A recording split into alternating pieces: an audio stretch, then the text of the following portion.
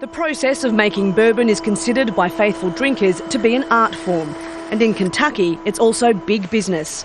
Around 95% of the world's bourbon is made in this state, and demand has never been higher. Everybody thought it was kind of a man's kind of a drink, and I think it's proving that it is also a woman's drink as well, because again, it has that sophistication, that allure.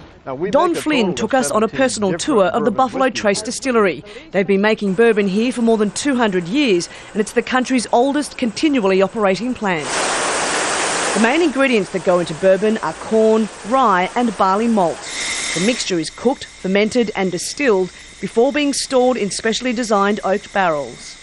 This is the aging warehouse, and as the name suggests, it's where the bourbon whiskey simply ages. And depending on the product, it can sit in these barrels for anywhere between 4 and 23 years.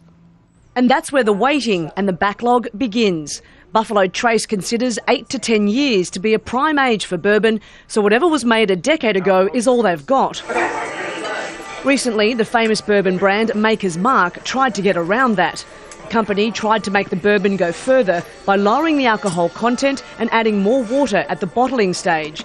It was an unprecedented move, and the customer backlash was swift. Well, my first reaction was I hope it doesn't change the flavour, but thought it probably would. On Twitter and Facebook, tens of thousands of angry bourbon lovers unleashed and threatened to boycott Maker's Mark. A week later, the company tweeted, "You spoke, we listened," and reversed its decision. Buffalo Trace is facing the same supply problem, but it's taking a different approach.